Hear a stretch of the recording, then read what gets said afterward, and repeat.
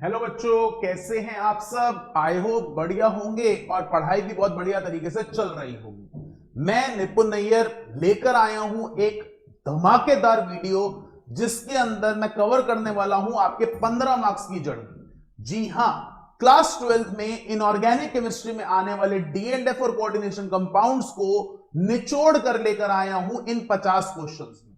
तो हर एक क्वेश्चन को ध्यान से देखिएगा, एक एक चीज को ध्यान से ऑब्जर्व करिएगा, क्योंकि करवाए हुए क्वेश्चन बिल्कुल टाइप ओरिएंटेड रहेंगे और इन्हीं के बेसिस पे कुछ ना कुछ क्वेश्चन जरूर पूछा जाएगा। एक एक क्वेश्चन को जरा ध्यान से देखते हैं, एक एक चीज को जरा ध्यान से देखते हैं और इस जर्नी में एक्सेल करते हैं।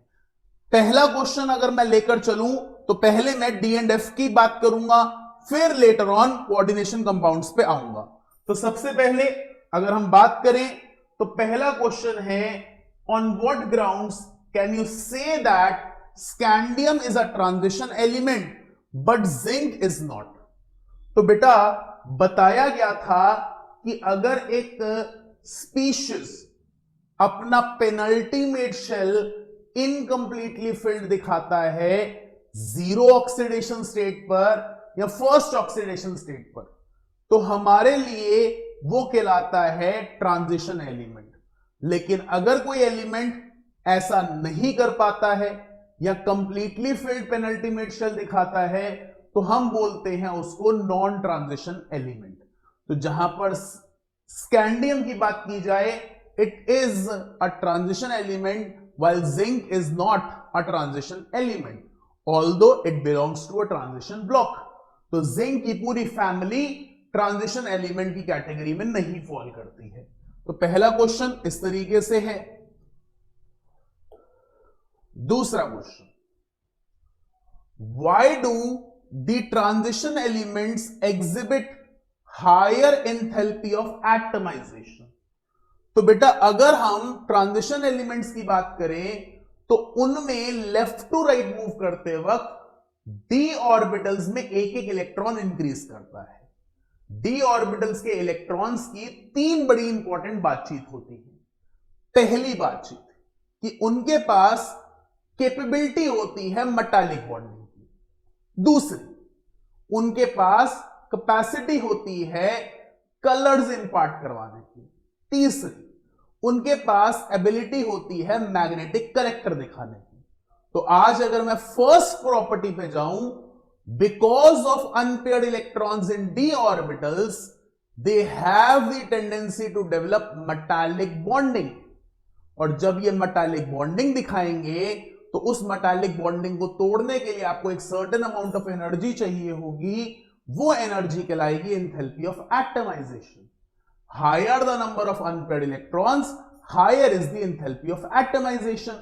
तो पहले आप लेफ्ट टू राइट जाते हुए number of unpaired electrons increase करते हुए देखेंगे, फिर डिक्रीज होते हुए नजर आएंगे।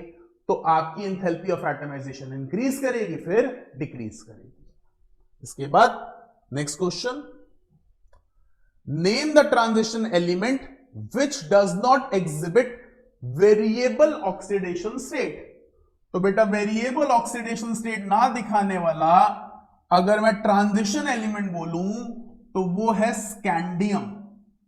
अगर कोई बोले ट्रांजिशन ब्लॉक से बोलिए तो ग्रुप 12 भी ले सकते हैं, लेकिन यहां पर ट्रांजिशन एलिमेंट बोला गया है तो आंसर है स्कैंडियम, जो कि एक ही ऑक्सीडेशन स्टेट दिखाता है, दैट इज +3। और इसी तरह से अगर मैक्सिमम वेरिएबल ऑक्सीडेशन स्टेट्स बोला जाए तो मैंगनीज आएगा। Next question, why Cr2+ reducing and Mn3+ oxidizing when both have D4 configuration।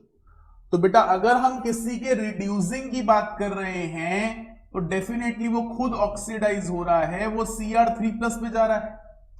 और किसी के ऑक्सीडाइजिंग की बात कर रहे हैं तो वो खुद रिड्यूस हो रहा है, वो 2+ पे जा रहा है। जहां पर 3+ पे आप बनते तो D3 हैं, लेकिन एक तरह से T2G हाफ फिल्ड बनते हैं। और यहीं पर Mn2+ D5 दिखाता है, यानी हाफ फिल्ड स्टेट दिखाता है। तो हाफ फिल्ड D5 और डी ट्रांजिशन के बाद हाफ फिल्ड T2G की वजह से आप रिड्यूस होना चाहते हैं और आप ऑक्सीडाइज होना चाहते हैं। तो ये कीवर्ड्स की डिस्कशन में आपके लिए कैसे क्वेश्चन का आंसर आपने लिखना है, ये ध्यान देना बहुत जरूरी है। ऐसे ही नेक्स्ट क्वेश्चन पर आते हैं। For the first row transition metals the E0 values are given, explain the irregularity in the above values. देखो सारी की सारी नेगेटिव है, सिर्फ कॉपर है वो पॉजिटिव है। कॉपर का पॉजिटिव होना दो मेजर फैक्टर्स पे डिपेंड करता है। पहला इसका सबलाइम होना, दूसरा इसका 2 इलेक्ट्रॉन्स का लूज करना। तो वहां पर आप पॉजिटिव E0 दिखाते हैं और बाकी सारे नेगेटिव दिखाते हैं, तो आपके बिहेवियर के क्वेश्चन की बातचीत यहां पर पूरी हो जाती है। Next, why is the E0 value for Mn3+/Mn2+ couple much more positive than Cr3+/Cr2+ और Fe3+/Fe2+? तो रीजन साफ है, आपके पास हम हैं 4s0 3d4 और आप हैं 4s0 3d5, तो आप हाफ फिल्ड दिखा रहे हैं। और वहीं पर मैं क्रोमियम वगैरह की बात करूं तो सेम केस वहां पर आता है, जिसकी वजह से हमारा E0 पॉजिटिव रहता है। हम 2+ रहना चाहते हैं, हम 3+ पे आना नहीं चाहते। तो यही पॉइंट पे आंसर बनता है।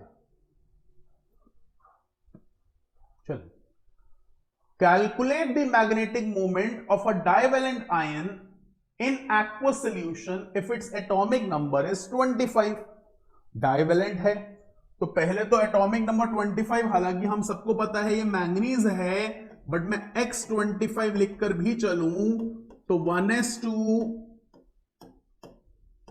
2p6 3s2 3p6 4s2 3d5, और यहीं पर मैं X चार्ज 2+ पर आऊं तो 1s2 2s2 2p6 3s2 3p6 4s0 3d5।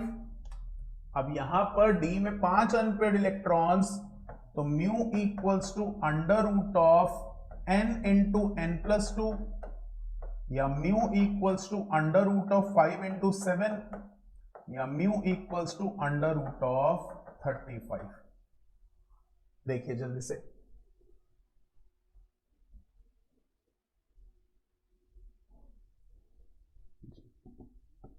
तो ये हमारे पास एक और क्वेश्चन बनता है, आंसर हमारे सामने है। इसके आगे, what is meant by disproportionation of an oxidation state, give an example. तो बेटा हमारे पास कॉपर की बहुत बेसिक सी बातचीत है कि कॉपर प्लस ज्यादा स्टेबल नहीं होता, ये अपने आप को कॉपर 2+ और कॉपर में ट्रांसफॉर्म कर लेता है। यानी आप ऑक्सीडेशन भी दिखाते हैं और आप रिडक्शन भी दिखाते हैं, जिसकी वजह से हम बोल सकते हैं आप डिस्प्रपोर्शनेशन पोजेस कर रहे हैं। तो देखिए जल्दी से, हाँ, तो ये रिएक्शन भी आप लेके चल सकते हैं डिस्प्रपोर्शनेशन की, और एग्जाम्पल के साथ है। डिस्प्रपोर्शनेशन होती क्या है, अगर हम बेसिक लेवल में एक्सप्लेन करें तो जब एक स्पीशीज ऑक्सीडेशन और रिडक्शन दोनों दिखाता है, उसके प्रोडक्ट में ऑक्सीडेशन स्टेट इंक्रीज और डिक्रीज दोनों दिखाई देती है, तो आप बोलते हैं वहां पर डिस्प्रपोर्शनेशन हुई है। तो ये वही चीज की बातचीत हो रही है। Next, silver atoms has completely filled the orbital in its ground state. How can you say that it is a transition element? तो बेटा यहां पर सिल्वर का ट्रांजिशन एलिमेंट बोलने का रीजन उसकी फर्स्ट ऑक्सीडेशन स्टेट की वजह से बन जाता है,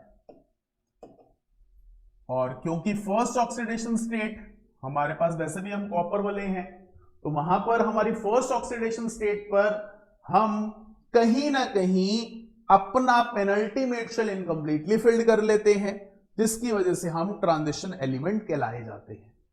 ये सारा ग्रुप 11 की कहानी है। तो रीड करते हैं एक बारी, आंसर की फ्रेमिंग भी समझते हैं। तो आंसर की फ्रेमिंग हमें कह रही है the outer electronic configuration of silver is 4d10 5s1 in addition to +1 it shows an oxidation state of +2. In +2 oxidation state the configuration is D9, that is D subshell is incompletely filled, hence it is a transition element.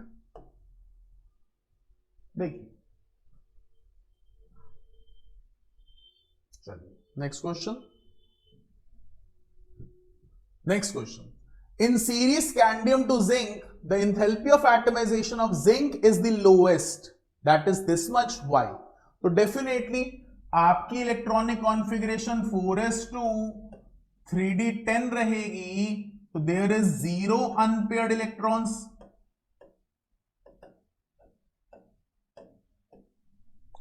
तो कहीं ना कहीं metallic bonding होगी ही नहीं, जिसकी वजह से आपकी एंथैल्पी ऑफ एटमाइजेशन मिनिमम रहेगी। सिंपल सा आंसर है। कैसे फ्रेमिंग होगी वो देखते हैं जरा। तो in series scandium to zinc all elements have one और more unpaired electrons except zinc which has no unpaired electrons as its outer electronic configuration is 3d10 4s2. Hence atomic intermetallic bonding, metallic metal metal bonding is weakest in zinc, therefore enthalpy of atomization is lowest. तो ये हमारे लिए important रहता है। देखिए जल्दी से,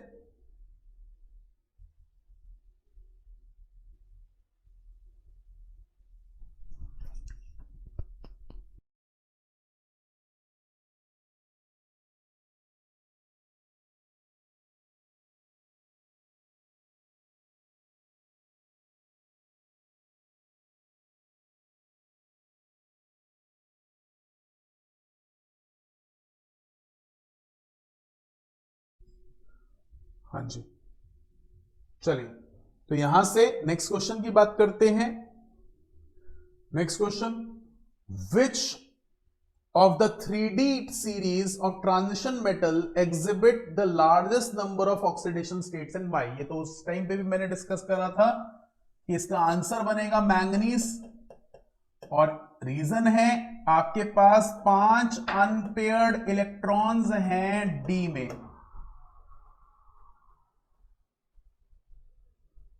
ठीक है, रीड करते हैं एक बार आंसर। आंसर बनेगा manganese shows maximum number of oxidation state. This is because its electronic configuration is 3d5 4s2. As 3d and 4s are close in energy, it has maximum number of electrons to lose or share. Hence it shows oxidation state from +2 to 7, which is maximum in number. Important question है, देखिएगा। चलिए next question पर आते हैं बेटा। File share हो जाएगी हमारी एप्लीकेशन पर, एप्लीकेशन को जरूर डाउनलोड करिए, बहुत इंपॉर्टेंट है। अब तो खास करके बहुत ज्यादा इंपॉर्टेंट है कि आप हमारे साथ जुड़े रहें यूट्यूब पर। इवन अगर आपको लगता है पेड बैचेस में, तो पेड बैचेस के साथ भी, क्योंकि हम आपको बिल्कुल डेप्थ में इंपॉर्टेंट के साथ साथ डिटेल में हर एक क्वेश्चन के बारे में बातचीत कर रहे हैं। चलिए next question, the E nought value of copper is positive, what is possibly the reason for this? ये हमने डिस्कस करा था, लेकिन क्वेश्चन की लैंग्वेज बदल गई है। तो लैंग्वेज के अंदर हम कॉपर के रेफरेंस में ही बात कर रहे हैं, तो इसके पीछे का रीजन अगर हम लोग समझें तो सबसे पहले E naught for any metal is related to the sum of enthalpy change taking place in the following steps. पहला enthalpy of atomization, जिसको हम sublimation भी बोल सकते हैं। दूसरा ionization enthalpy और hydration enthalpy। तो copper has high enthalpy of atomization, that is energy absorbed, and low enthalpy of hydration, that is energy release. the high energy required to transform copper solid to copper 2+, that is sum of enthalpies of sublimation and ionization, is not balanced by its hydration enthalpy, hence E naught value is positive. तो positive रहने का reason endothermic phenomena ज्यादा strong है over exothermic phenomena. Important है, अच्छा question है और बहुत बार पूछा जाता है क्योंकि ये ही अलग है पॉजिटिव वाला, बाकी सारे क्या हैं नेगेटिव वाले. इससे आगे देखते हैं. Next, how would you account for the irregular variation of ionisation enthalpies in first series of transition elements. तो बेटा आयोनाइजेशन एंथैल्पीज का वेरिएशन डिपेंडेंट है ऑक्सीडेशन स्टेट्स पर. हमारे इस सीरीज में एलिमेंट्स वेरिएबल ऑक्सीडेशन स्टेट्स दिखाते हैं. पहले मैंगनीज तक तो आपको बहुत सारी ऑक्सीडेशन स्टेट्स दिखाई देंगी because of presence of unpaired electrons. आगे बढ़ेंगे तो पेयरिंग शुरू हो जाएगी, नंबर ऑफ ऑक्सीडेशन स्टेट्स कम हो जाएंगी. तो जहां पर जिस ऑक्सीडेशन स्टेट पे हम स्टेबल हैं वहां पर पहुंचने के लिए आयनाइजेशन एंथैल्पी कम, और जिस पे अनस्टेबल है वहां से जाना आसान बन जाता है. तो ये क्वेश्चन उस लेवल पर बातचीत करता है. रीड करते हैं जरा. Irregular variation of first ionization enthalpy on moving from left to right along the first transition series as effective nuclear charge increases, it is expected in general that the first ionization enthalpy should show an increasing trend. ये तो हमें usually है. However, the trend is irregular because removal of electron alters the relative energy of 4s and 3d. Thus, there is a reorganization energy accompanying ionization. This results into the release of exchange energy which increases the number of electrons, increase in d configuration, and also from the transference of s electrons into d orbitals. Variation में chromium has low first ionization enthalpy because of loss of one electron, gives stable electronic configuration. Zinc has very high ionization enthalpy because electron has to be removed from 4s orbital of the stable configuration. तो यहां पर वही बातचीत आ गई कि अगर आपकी एक इलेक्ट्रॉनिक कॉन्फ़िगरेशन स्टेबल है तो अनस्टेबल पे जाना पड़ेगा हाई एनर्जी, और अनस्टेबल है तो स्टेबल पे पहुंच सकते हो, लगने वाली एनर्जी लो मानी जाएगी. तो ये फिनोमेना, ये फंडामेंटल रहता है. नेक्स्ट क्वेश्चन पर आते हैं.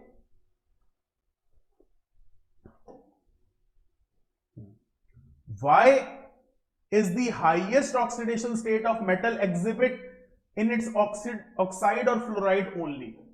तो सिर्फ ऑक्साइड्स और फ्लोराइड क्यों बनते हैं? तो बेटा oxygen and fluorine have small size and high electronegativity, hence they are capable to produce substances at higher oxidation state. Simple सा क्वेश्चन है, सिंपल सा आंसर है, देखना भी जरूरी है. Next, which is a stronger reducing agent, Cr2+ और Fe2+ and why? तो बेटा रिड्यूसिंग एजेंट का क्वेश्चन जब बनता है तो आप खुद ऑक्सीडाइज हो रहे हैं, और जब आपके खुद ऑक्सीडाइज होने की बात आती है तो Cr2+ से Cr3+ और Fe2+ से Fe3+. तो Cr3+ की बात करें तो आप हैं 3d3 यानी T2g3 यानी हाफ फिल्ड, कंपैरेटिवली ज्यादा स्टेबल, तो यहां से यहां आना आसान बन जाएगा, इसलिए स्ट्रॉन्गर रिड्यूसिंग एजेंट का काम आएगा. तो यहां पर chromium is stronger reducing agent than Fe. Reason E nought पे बात कर लो या जो मैंने बताया उस पे बात कर लो. तो Cr3+/Cr2+ is negative whereas Fe3+/Fe2+ is positive. तो यहां पर आना आसान है यहां से, और इसमें आना मुश्किल हो जाएगा. तो पॉइंट यहां पर समझने में इंपॉर्टेंट रखिएगा. ई नॉट की वैल्यू ज्यादा तो ऑक्सीडेशन आपकी मुश्किल, ई नॉट की वैल्यू कम तो ऑक्सीडेशन इजी. इसी पॉइंट पर यह बातचीत हुई है। चलिए next, calculate the spin only magnetic moment of M2 plus ion where Z is 27। तो यहां पर अगर हम लोग देखें तो atomic number 27, 1s2, 2s2, 2p6, 3s2, 3p6, 4s2, 3d7। आपके यहां से हम आर्गन 18 लिख रहे हैं और फिर M2 प्लस लिखें,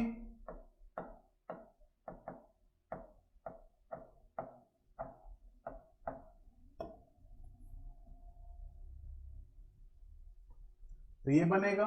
अब 7 इलेक्ट्रॉन्स हैं, बच्चा बहुत जल्दी दिखाता है, हर एक बातचीत में 7 इलेक्ट्रॉन का मतलब है आपके पास नंबर ऑफ अनपेयर्ड इलेक्ट्रॉन्स बचे 3, तो म्यू की वैल्यू हो जाएगी 3 इंटू 3 प्लस 2 या अंडर रूट ऑफ 15।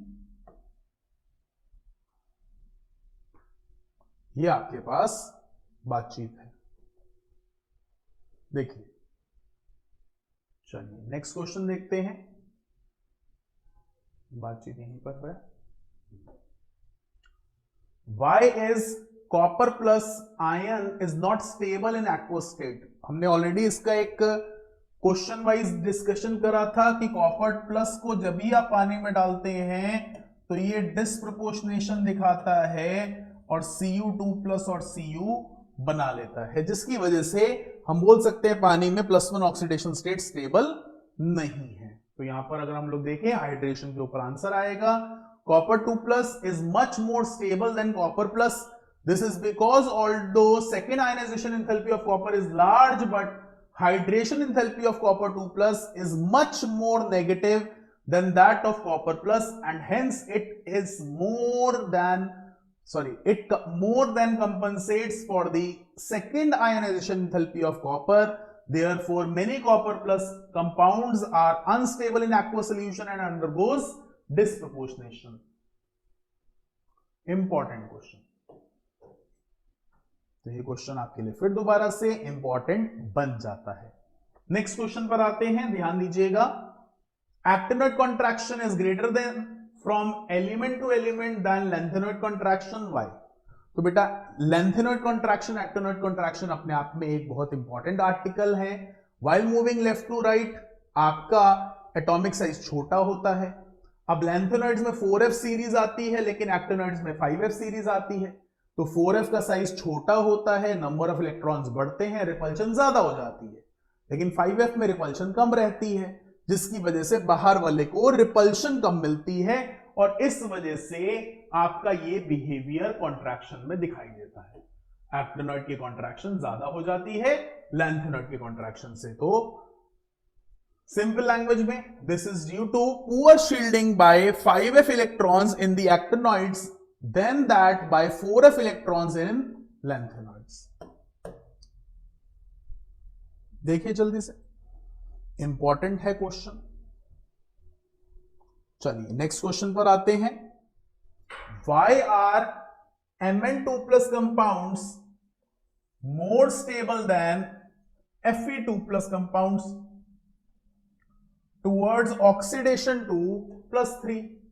फिर दोबारा से अगर हम लोग यहां पर बात करते हैं, हमारे पास Mn2 plus D5 electronic configuration की वजह से ज्यादा स्टेबल है, लेकिन Fe की बात करेंगे तो यहां पर आप D6 पे हैं, इनफैक्ट आप D5 पे आ जाएंगे। वही रीजन बना, दूसरा रीजन आप E0 का भी दे सकते हैं। तो यहीं से अगर हम लोग रीड करें तो electronic configuration of M2 plus is half filled, hence it is stable. Therefore, third ionization enthalpy is very high.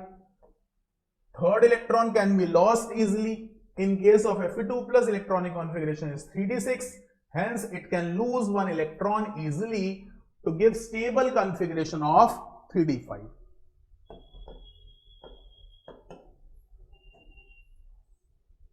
Important बन जाता है। देखिए जल्दी से।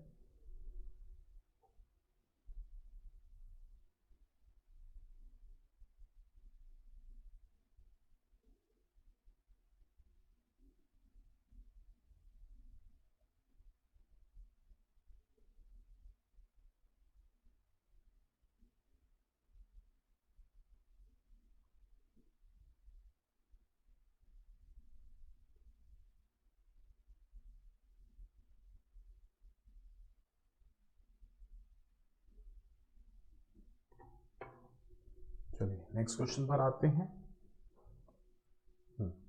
Explain briefly how +2 state becomes more and more stable in the first half of the first row transition elements with increasing atomic number। तो definitely बेटा 4s2 होता है और जब 4s2 के 2 इलेक्ट्रॉन्स निकलेंगे तभी +2 ऑक्सीडेशन स्टेट आएगी।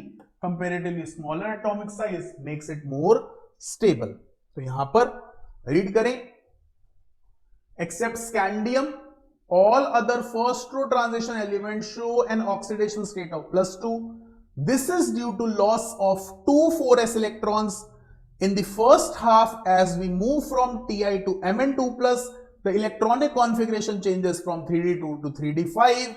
That is, more and more d orbitals are half filled, imparting greater and greater stability to +2 state.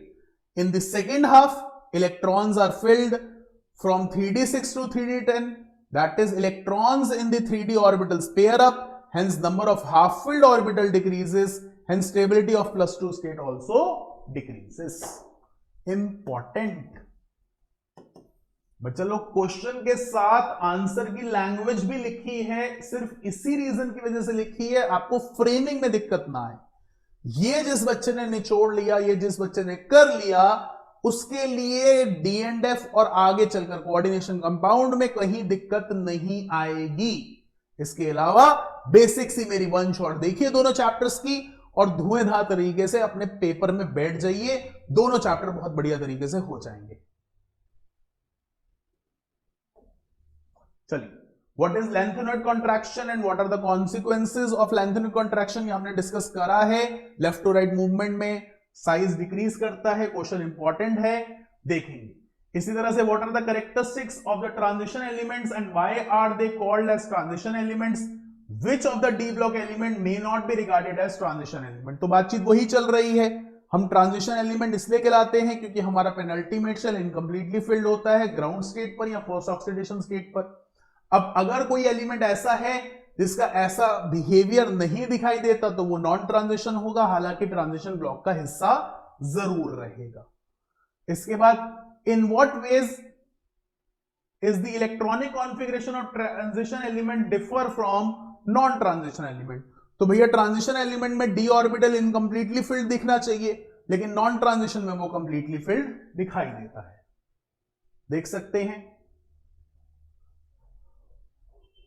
तो आपके पास transition elements contain incompletely filled D subshells, that is their electronic configuration is n-1 d1 to 10 ns0 to 2, whereas non-transition elements have no d subshells or their d subshells is completely filled and have ns1 to 2 or ns2 np1 to 6 in their outermost shell। इसकी वजह से ऐसा बनता है। Next, what are the different oxidation states exhibited by lanthanoids? तो majorly most common oxidation state +3 होती है, कुछ ऐसे हैं जो +4 और +2 भी दिखाते हैं। तो यहां पर the most common oxidation state for lanthanoid is +3. However, some lanthanoids also show an oxidation state of +2 or +4. For example, U shows an oxidation state of +2 and cerium shows an oxidation state of +4. Next, ये question important है, काफी बार paper में दिखाई दिया है as it is, ध्यान दीजिएगा इस पे। Transition metals and many of their compound show paramagnetic behaviour. Paramagnetic behaviour का reason because of presence of unpaired electrons in D orbital. दूसरा, the enthalpies of atomization of transition metals are high, again because of unpaired electrons in d orbitals. The transition metals generally form color compounds दोबारा से, because of unpaired electrons in d orbitals. Transition metals and their many compounds act as a good catalyst because of vacant orbitals. खाली orbital हैं, आप वहां पर अपने ऊपर किसी चीज को अट्रैक्ट करके एब्सॉर्ब करके रख सकते हैं और रिएक्शन कंडक्ट कर सकते हैं. ठीक है. What are interstitial compounds? Why are such compounds well known for transition metals? तो बेटा हम ट्रांजिशन मेटल्स की बात करते हैं, उनमें ऑलरेडी इंथैल्पी ऑफ एटमाइजेशन ज्यादा होती है, ब्रिटलनेस ज्यादा होती है, बट एक एटम दूसरे एटम के बीच में कुछ गैप्स छोड़ देता है जिनको आप वॉइड्स बोलते हो, जिनको आप इंटरस्टिशियल स्पेसेस बोलते हो. अब एटमॉस्फेयर में छोटे छोटे साइज वाली गैसेस बहुत सारी हैं, ऑक्सीजन, नाइट्रोजन, हाइड्रोजन. वो गैसेस इन इंटरस्टिशियल स्पेसेस में ट्रैप हो जाती है, और जब ये गैसेस उन इंटरस्टिशियल स्पेसेस में ट्रैप होती हैं, ये नॉन स्टोइचियोमेट्रिक कंपाउंड्स बना लेते हैं. अब नॉन स्टोइचियोमेट्रिक कंपाउंड्स बनने में स्पेसेस फिल होने की वजह से डेंसिटी बढ़ गई, और कहीं ना कहीं डेंसिटी बढ़ गई तो हमारे लिए ये सब्सटेंसेस और ज्यादा ब्रिटल हो जाएंगे, जिसकी वजह से ये अनयूजुअल बिहेवियर सिर्फ ट्रांजिशन एलिमेंट्स दिखाते हैं. इस वजह से ये क्वेश्चन यहां पर लिखा गया. How is the variability in oxidation states of transition metal different from that of non-transition metals? तो बेटा जायज सी बात है, ट्रांजिशन एलिमेंट्स में d ऑर्बिटल्स का बहुत स्ट्रॉन्ग रोल आ रहा है, लेकिन नॉन ट्रांजिशन एलिमेंट्स में d ऑर्बिटल कंप्लीटली फिल्ड है. तो जब d ऑर्बिटल्स में अनपेयर्ड इलेक्ट्रॉन्स होंगे या वेकेंट ऑर्बिटल होंगे तो ऑक्सीडेशन स्टेट में कंट्रीब्यूशन बढ़ जाती है, जिसकी वजह से वो डिफरेंट ऑक्सीडेशन स्टेट पोजेस करते हैं. इसके बाद ये प्रिपरेशन अभी मैं बिल्कुल आगे आपको दिखाने जा रहा हूं. KMnO4 और K2Cr2O7 ये दोनों क्वेश्चन वही हैं, देखिएगा. एक सेकेंड दिखा रहा हूं.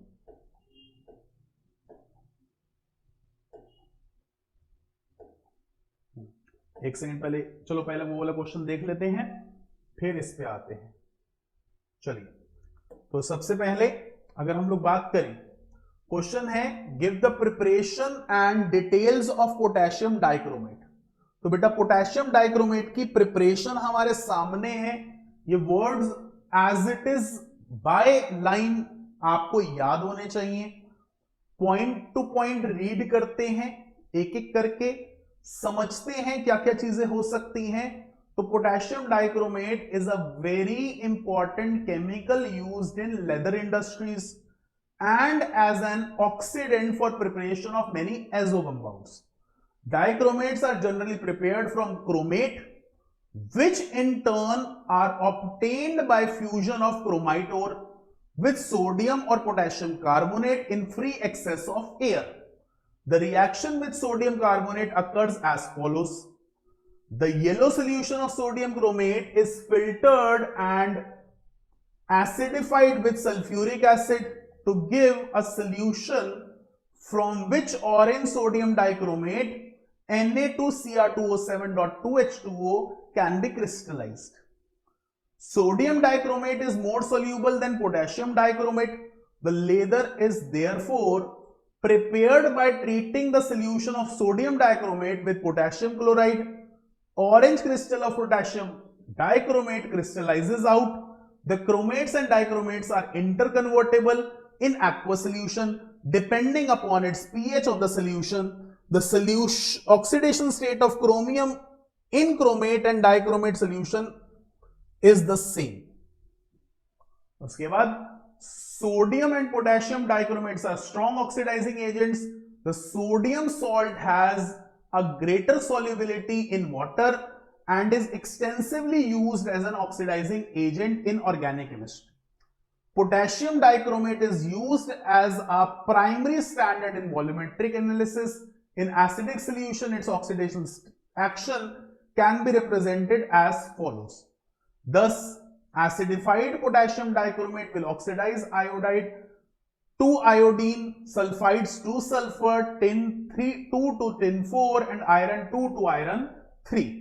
Given are the reactions. तो ये वो वाला पूरा का पूरा क्वेश्चन आपके सामने है. ये बाय हार्ट लर्न होना चाहिए. इसको छोड़ने का तो मतलब बनता ही नहीं है। जिस बच्चे ने ये छोड़ा समझ लेना D&F उससे नहीं होगा।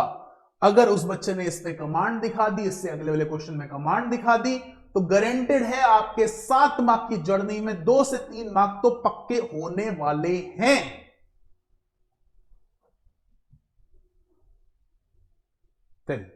ये है आपका potassium permanganate.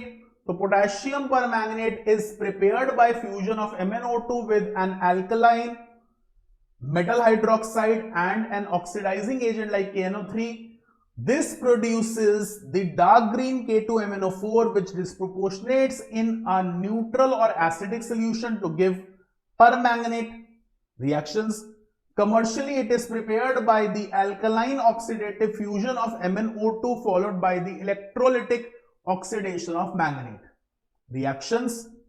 In laboratory, a manganese iron salt is oxidized by peroxodisulfate to permanganate.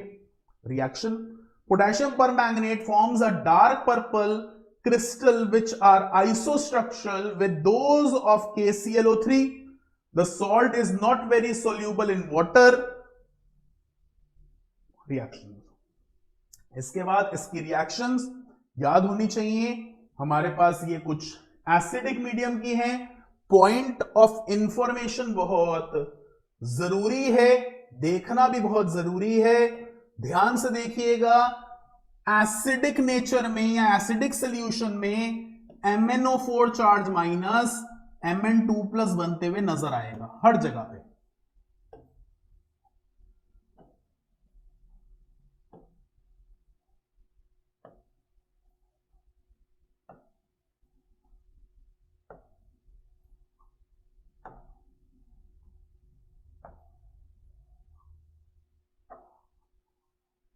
वहीं पर जो आपके आयंस हैं, जैसे I- है तो वो I2 में, Fe2+ है Fe3+ में, C2O4 2- है तो CO2 में, S2- है तो S में, SO3 2- है तो SO4 2- में, NO2- है तो NO3- में आता हुआ नजर आ रहा है। सेम अगर हम लोग बेसिक मीडियम में देखें तो यहां पर MnO4 चार्ज माइनस MnO2 में कन्वर्ट होता हुआ नजर आएगा आपको।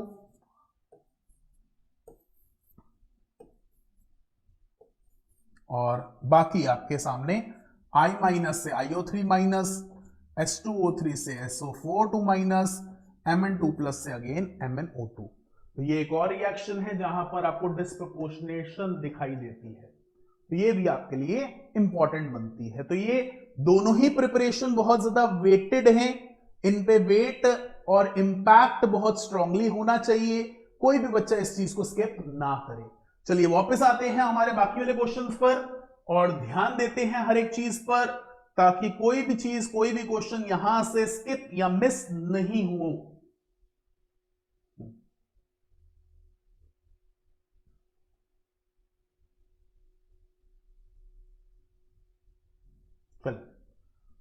Question for M2+/M and M3+/M2+ systems, E0 values of some metals are as follows. Given है, use this data to comment upon the stability of F3+ in acidic solutions as compared to that of Cr3+ and M3+. The ease with which iron can be oxidized as compared to the similar process for either chromium or manganese. तो यहां पर Cr3+ has negative reduction potential, hence Cr3+ cannot be reduced to Cr2+, that is Cr3+ is more stable. Mn3+/Mn2+ has large positive E0 values, hence Mn3+ can be easily reduced to Mn2+. यही बात हुई थी। Mn3+ is least stable. E0 values for Fe3+/Fe2+ is positive but small, hence Fe3+ is more stable than Mn3+ but less stable than Cr। और उसके बाद आपका second point का answer, ठीक है। चलिए नेक्स्ट क्वेश्चन देखें। Predict the which of the following will be coloured in aqueous solution. देखो बेटा सिंपल सी बात है, कलर्ड होने का कलर भी पता होने चाहिए। कलर्ड होने का रीजन है नंबर ऑफ अनपेयर्ड इलेक्ट्रॉन्स। अगर मैं Mn2+ की बात करूं तो हमारे पास जो Mn2+ है वो भाई साहब 4s0 3d5 है, तो आप कलर्स दिखाते हैं। ऐसे ही Sc3+ कलर नहीं दिखाएगा, तो ये पॉइंट्स हैं। Only those ions will be colored which have incompletely filled d orbitals. Those with fully filled or empty d orbitals are colorless. तो यहां पर ये पॉइंट हमारे पास बनता है, तो देखना बहुत जरूरी है, कोई दिक्कत ना आए। क्लियर है? चलिए नेक्स्ट क्वेश्चन पर आते हैं। Question, compare the chemistry of actinoids with lanthanoids with special reference to electronic configuration, oxidation state, atomic and ionic sizes, chemical reactivity। तो एक एक करके बात करते हैं।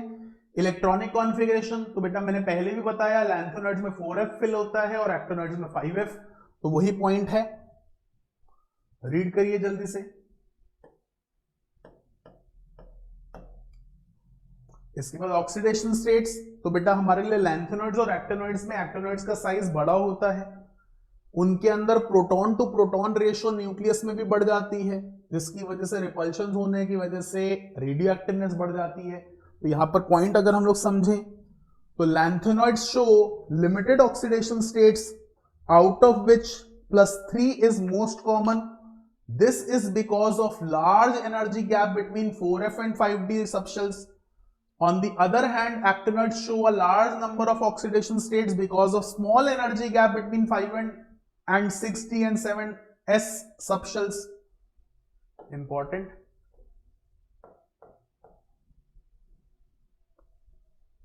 फिर से atomic and ionic sizes both show decrease in size of their atoms or ions in +3 oxidation state. In lanthanoids, the decrease is called lanthanoid contraction, whereas in actinoids it is called actinoid contraction. However, the contraction is greater from the element to element in actinoids due to poor shielding effect by 5f electrons than that by 4f electrons in lanthanoids.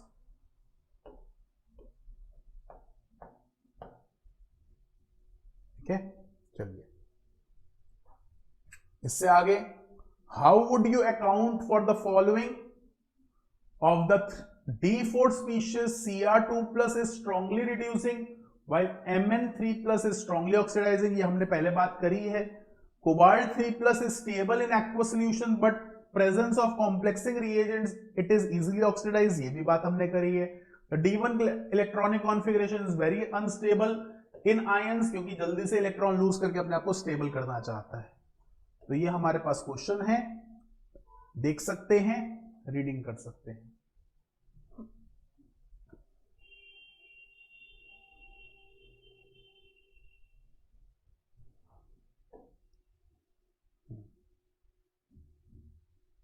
Which metal in the first transition series exhibit +1 oxidation state most frequently and why? तो +1 हमें जो सी दिखाई देती है वो copper की दिखाई देती है, और इसका होने की वजह से है क्योंकि एक्सचेंज एनर्जी फिनोमेना ये पूरा लगा चुका होता है। तो copper has electronic configuration of 3d10 4s1, it can easily lose 4s1 electron to give the stable 3d configuration, hence it shows +1 oxidation state, we write it as copper plus. ठीक है, ये क्वेश्चन को देखिए जरा। Question हमारे पास, the lowest oxide of transition metal is basic and highest is acidic, तो definitely oxidation state increase करता है तो आपका एसिडिक कैरेक्टर इंक्रीज करता है। The transition metal exhibit higher oxidation state in oxides and fluorides, ये हमने ऑलरेडी डिस्कस कर लिया। The highest oxidation state is exhibited in oxo anions of metals, तो ऑक्सीजन होने की वजह से भैया दो एटम्स बच जाते हैं, इलेक्ट्रॉन इलेक्ट्रॉन रिपल्शन या इंटरएटॉमिक रिपल्शंस मिनिमम हो जाती है। वाटर एलॉयज, तो जब हमारी होमोजेनिटी सिमिलर साइज के दो different metals strong metallic bonding दिखाते हैं तो they form a homogeneous mixture of two metals called as alloys. An alloy is a homogeneous mixture of two or more metals or metal and non-metals. An alloy, important alloy containing lanthanoid metal is mish metal, which contains 95% of lanthanoid metals and 5% of iron, along with the traces of sulfur, carbon, calcium and aluminium. It is used in Mg based alloys to produce bullets, shells and lighter flints. ये हमने पढ़ा है, smooth है actinoids की, क्योंकि difference कम है तो वो अपनी ऑक्सीडेशन स्टेट्स दिखाते हैं, बाकी नहीं दिखाते हैं. प्रिपरेशन हमने ऑलरेडी देख ली है, तो हमारे पास यहां पर कह सकते हैं 50% टास्क कंप्लीट होता है. 50% टास्क कंप्लीट मैं ऐसे इसलिए बोल रहा हूं क्योंकि हमने डी एंड एफ की बातचीत कर ली है. अब हम लोग आएंगे कोऑर्डिनेशन कंपाउंड्स में, तो ध्यान रखिएगा आपके क्वेश्चन जितने भी होंगे वो कोऑर्डिनेशन कंपाउंड्स के होंगे. तो यहां तक चीजों को देखिए और फिर हम लोग कोऑर्डिनेशन कंपाउंड्स को शुरू करते हैं. मैं स्लाइड शिफ्ट करता हूं, आप जल्दी से इसको देख लीजिए.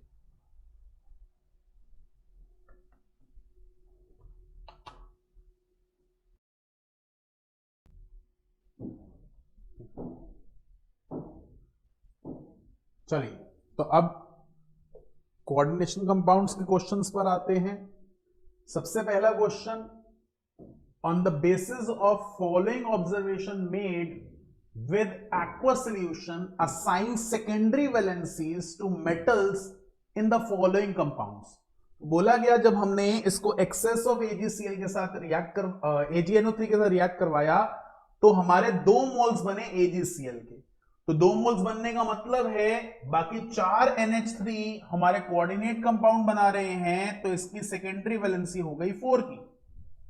यहां पे फिर दोबारा से 2 गए तो सेकेंडरी वैलेंसी होगी 6 की. यहां पर 0 गए तो सेकेंडरी वैलेंसी 6 की. और यहां पर देखें तो 1 गया तो सेकेंडरी वैलेंसी 6 की. और फिर यहां पर 0 गए तो सेकेंडरी वैलेंसी 4 की. तो प्राइमरी वैलेंसी हमारी ऑक्सीडेशन स्टेट बताती है. सेकेंडरी वैलेंसी अगर हम लोग देखें तो जितने कोऑर्डिनेट बॉन्ड बन सकते हैं उसके बारे में बातचीत करती है. Next question, draw the structures of geometrical isomers of FeNH3 whole twice CN4. तो बेटा यहां पर अगर हम लोग Fe की बात करें तो Fe के साथ Cn Cn Cn Cn और फिर NH3 NH3, तो आप सिस हैं. और ऐसे ही Fe Cn NH3 NH3 Cn Cn Cn, तो आप ट्रांस हैं. माइनस का चार्ज है, तो ये 2 आपके ज्योमेट्रिकल आइसोमर्स बने, सिस एंड ट्रांस वाले. देखिए जल्दी से. Next, the spin only magnetic movement of MnBr4 charge 2- is 5.9. Predict the geometry of complex ions. तो बेटा हमारे लिए म्यू का फॉर्मूला होता है √n into n+2, जहां पर म्यू की वैल्यू आ रही है 5.9 equals to √n into n+2. तो यहां से जब हम n की वैल्यू निकालेंगे तो हमें नंबर ऑफ अनपेयर्ड इलेक्ट्रॉन्स मिल जाएंगे, और हमारे नंबर ऑफ अनपेयर्ड इलेक्ट्रॉन्स आएंगे 5, क्योंकि Br एक वीक लिगेंड है, जिसकी वजह से हम मान के चल सकते हैं हमारे पास जो हाइब्रिडाइजेशन बनेगी वो होगी sp3 और हम होंगे टेट्राहेड्रल. देखिए जल्दी से. Next question, write the formula for the following coordination compound. Tetraammine di aqua cobalt 3 chloride. मैं इसमें से 2 करवाऊंगा. तो tetraammine di aqua cobalt 3 chloride. तो सबसे पहले मैंने स्क्वायर ब्रैकेट बनाया, स्क्वायर ब्रैकेट में कोबाल्ट है टेट्रा अमीन डाई एक्वा यानी NH3 होल 4 और H2O होल ट्वाइस। उसके बाद मुझे नहीं पता हमारे कितने आयंस हैं और साथ में Cl के कितने आयंस हैं। अब यहां पर ये स्क्वायर ब्रैकेट की बात करें, थोड़ा सा इसको सही तरह से लिख लेते हैं, जगह कम थी इसलिए मैंने ऐसा लिखा। लिखिए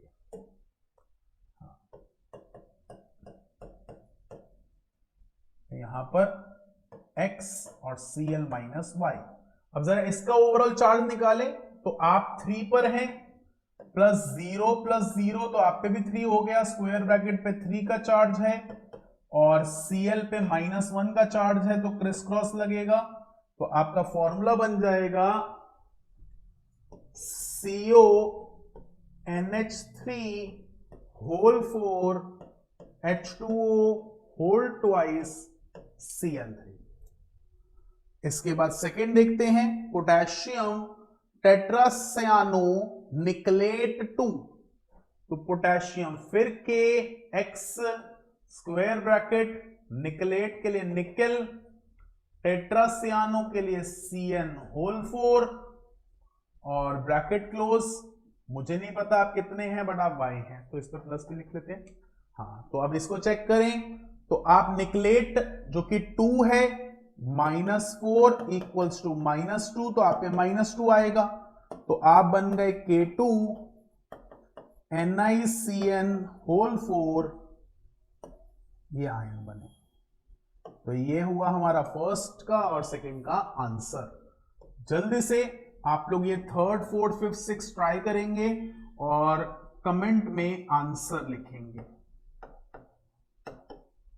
इससे अगले क्वेश्चन पर आते हैं।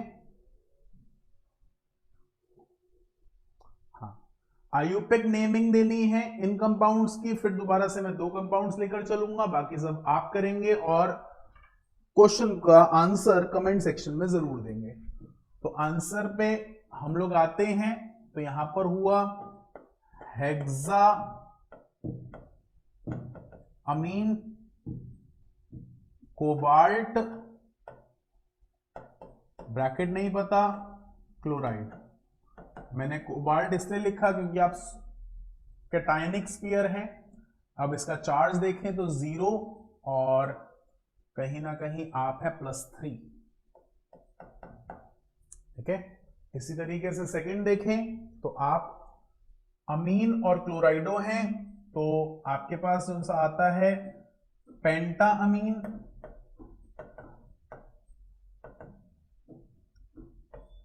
क्लोराइडो,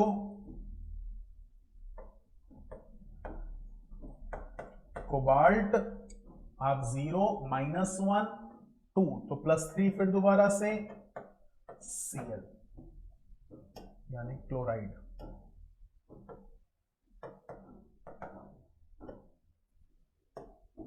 ये आपके फर्स्ट और सेकंड का आंसर है, बाकी आप ट्राई करेंगे और आंसर कमेंट में मुझे मेंशन करेंगे।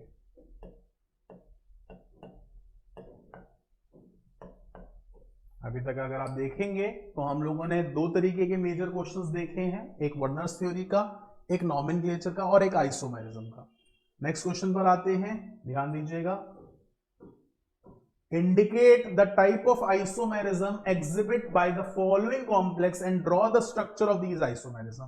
तो एक एक करके जरा ध्यान से देखते हैं, ध्यान से ऑब्जर्व करिएगा। Since you have things in pair, आप सिस एंड ट्रांस देंगे। इसके बाद दोबारा से देखते हैं EN, आप इनैंशोमर्स देंगे।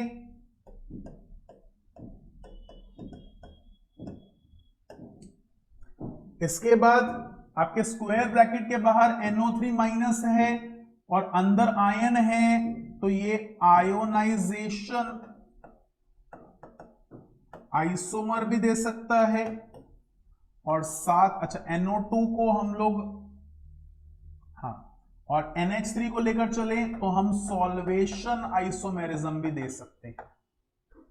इसी तरीके से यहां पर देखें तो यहां पर पर्टिकुलरली आपके पास कोई भी आइसोमेरिज्म नहीं दिखाई देगा।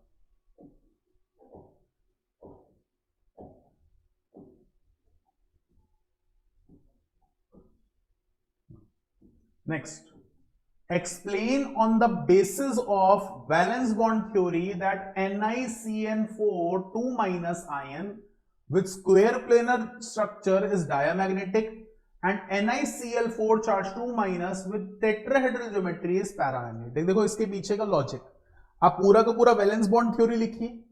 वैलेंस बॉन्ड थ्योरी लिखने के बाद आपको पता चलेगा आपके पास अनपेयर्ड इलेक्ट्रॉन्स है या नहीं है।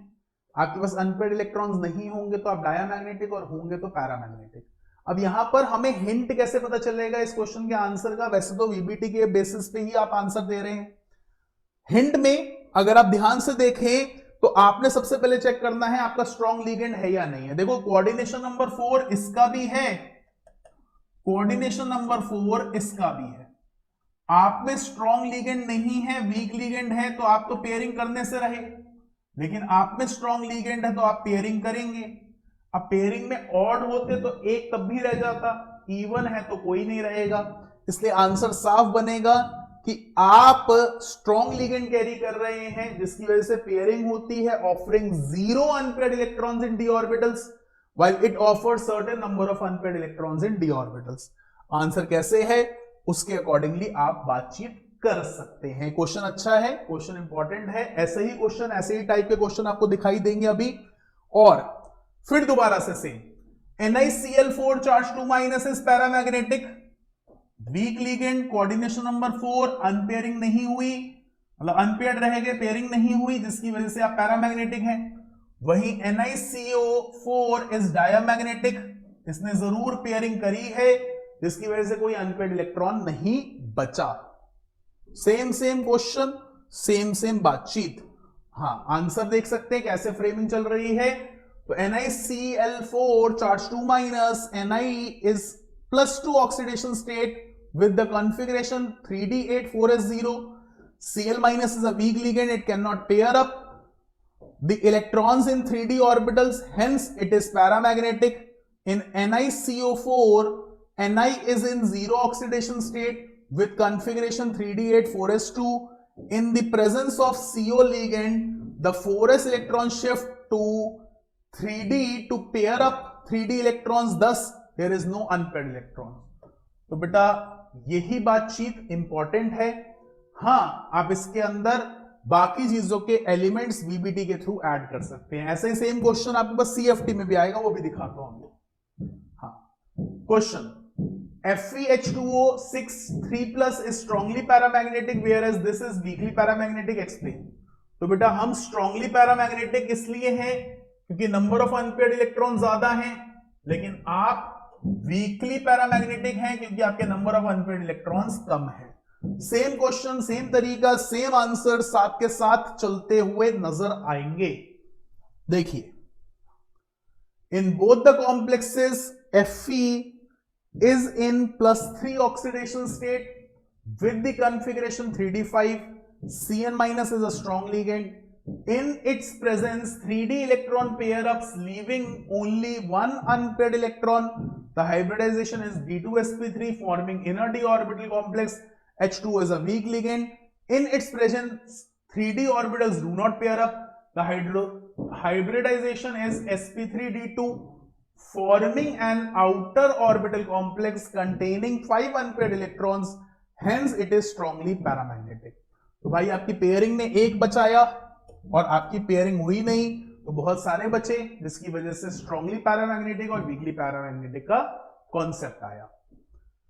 नेक्स्ट, फिर same question, is a inner orbital complex where it is an outer orbital complex. तो बेटा इनर ऑर्बिटल कॉम्प्लेक्स जरूर इसलिए होगा क्योंकि अंदर वाले डी ऑर्बिटल्स खाली पड़े होंगे, और आप आउटर डी ऑर्बिटल इसलिए होंगे क्योंकि वो बाहर, मतलब अंदर वाले खाली नहीं होंगे। तो same, in CO NH3 6 charge 3+, CO is in +3 oxidation state with the configuration 3d6. In the presence of NH3, 3d orbitals pair up, leaving 2d orbitals empty, hence the hybridization is d2sp3 forming an inner orbital complex. In Ni, this Ni2+ oxidation state is already 3d8. In the presence of NH3, ये pairing up नहीं कर पाते, जिसकी वजह से sp3d2 बनता है। Important. चलिए इससे आगे ये क्वेश्चन को रीड करते हैं, बहुत इंपॉर्टेंट क्वेश्चन है। ये बोला था मैंने कि आपके पास सीएफटी के बेसिस पे क्वेश्चन बनेगा। क्वेश्चन है hexa aqua manganese ions contain 5 unpaired electrons while hexacyano ion contains only 1 unpaired electron, explain why। तो बेटा ध्यान रखिएगा, आपने सीखा था कोऑर्डिनेशन नंबर 6। कोऑर्डिनेशन नंबर 6 के अंदर आपके 5 ऑर्बिटल्स, इनकी एनर्जी इंक्रीज हुई। अब ये स्प्लिटिंग करेंगे तो 3 यानी T2G और 2 यानी Eg में। अब जब हम बात करते हैं वाटर की यानी एक्वा की, तो एक्वा पेयरिंग नहीं करता, और जब ये पेयरिंग नहीं करता तो आपके T2G भैया में 3 और Eg भैया में 2 यानी 5 अनपेयर्ड इलेक्ट्रॉन्स रहेंगे।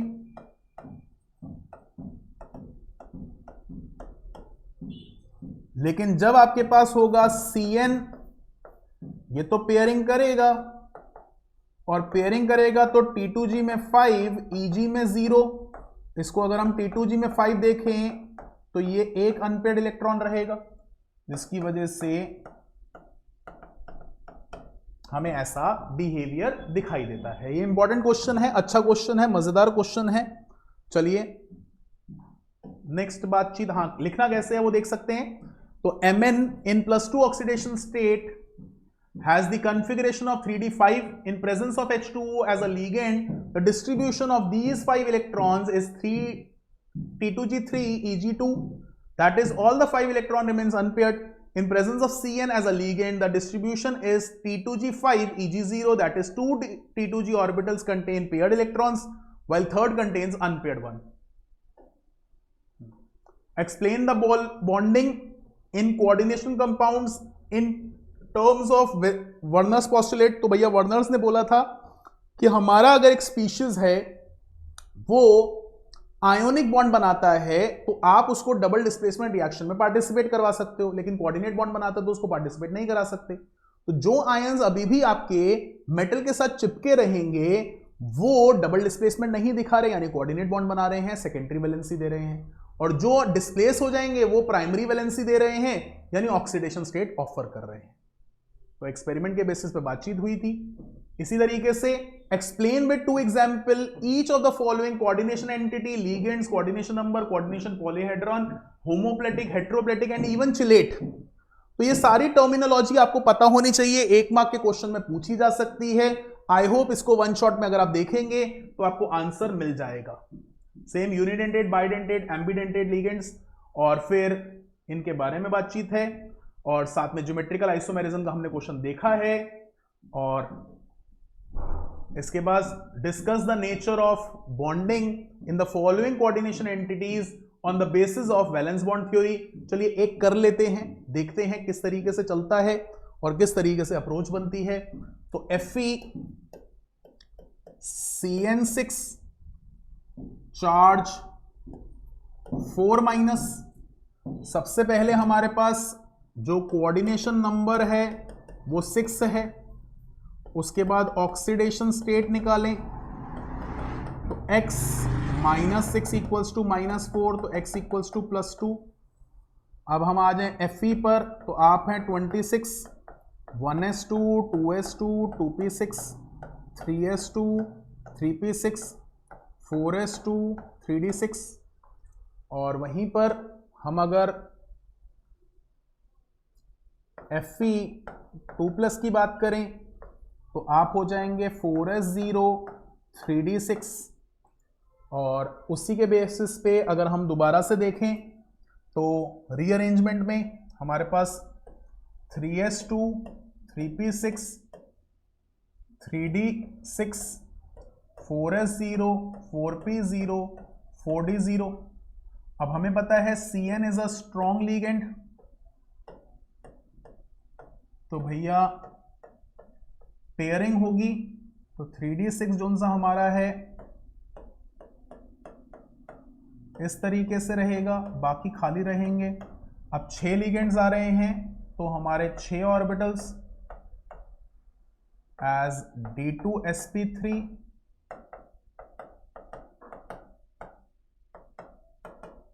पेयर लाएंगे फ्रॉम 6Cn माइनस, और हम बन जाएंगे आपके लिए ऑक्टाहेड्रल, क्योंकि हमारे नंबर ऑफ अनपेयर्ड इलेक्ट्रॉन्स 0 हैं तो म्यू भी 0, यानी आप हैं डाया मैग्नेटिक।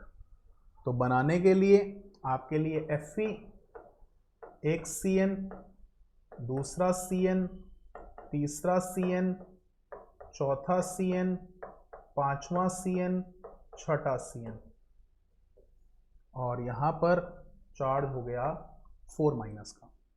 तो ये इस तरीके से आपने VBT को कंप्लीट करना है। आपको दिखाई देना चाहिए हर एक चीज, कोई भी चीज स्किप या मिस नहीं होनी चाहिए।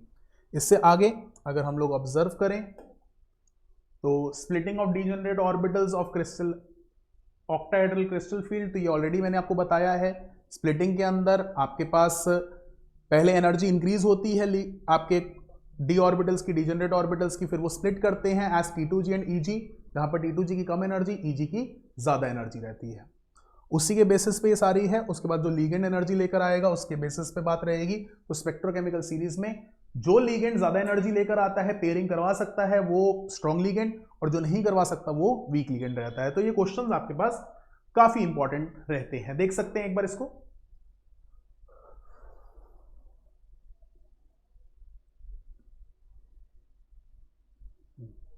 तो ये आपके पास बहुत क्रूशियल और बहुत इंपॉर्टेंट क्वेश्चंस बनते हैं।